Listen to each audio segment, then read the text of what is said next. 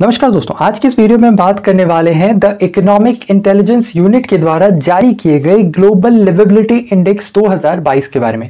जानेंगे इससे जुड़ी जितनी भी महत्वपूर्ण जानकारियां जो कि आपके एग्जाम पॉइंट ऑफ व्यू के लिए मोस्ट इंपॉर्टेंट है उन सबको। इसके साथ ही साथ आज के इस टॉपिक से जुड़े सवाल भी आपको वीडियो के आखिर में मिलेंगे, तो वीडियो में अंत तक बने रहें। बिना आपका ज्यादा समय लिए चलिए वीडियो को शुरू करते हैं। सबसे पहले बात करते हैं चर्चा में क्यों है। तो असल में अभी हाल ही में द इकोनॉमिस्ट इंटेलिजेंस यूनिट के द्वारा ग्लोबल लिवेबिलिटी इंडेक्स 2022 जारी किया गया।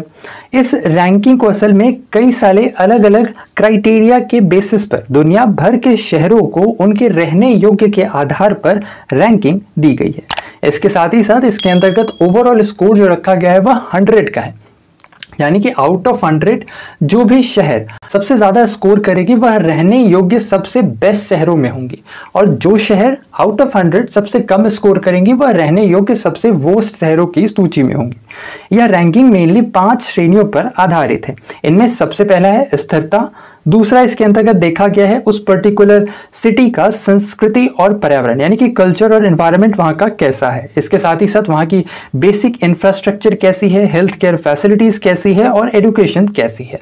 इसके अंतर्गत मेनली इन 5 श्रेणियों को नंबर्स के अंतर्गत डिवाइड किया गया है, यानी कि जो स्थिरता है यानी कि जो स्टेबिलिटी है और जो संस्कृति और पर्यावरण है, इन दोनों ही को 25% का वेटेज दिया गया है।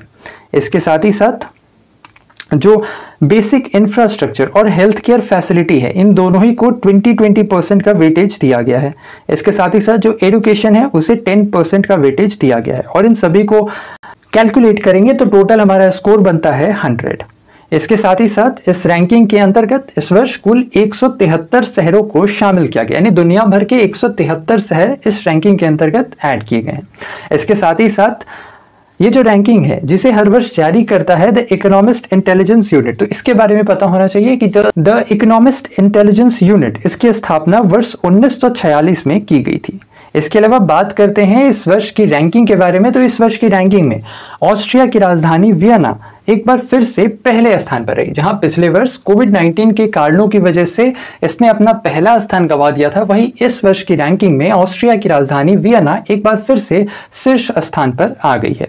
इसके साथ ही साथ ध्यान रखना है दूसरे स्थान पर डेनमार्क की राजधानी कोपेनहेगन रही, जबकि तीसरे स्थान पर कनाडा का कैलगरी शहर रहा। इसके साथ ही साथ चौथे स्थान पर स्विट्जरलैंड का ज्यूरिख रहा। इसके साथ ही साथ कनाडा का वैंकूवर 5वें स्थान पर और जेनेवा 6ठे, जबकि जर्मनी का फ्रैंकफर्ट 7वें स्थान पर रहा।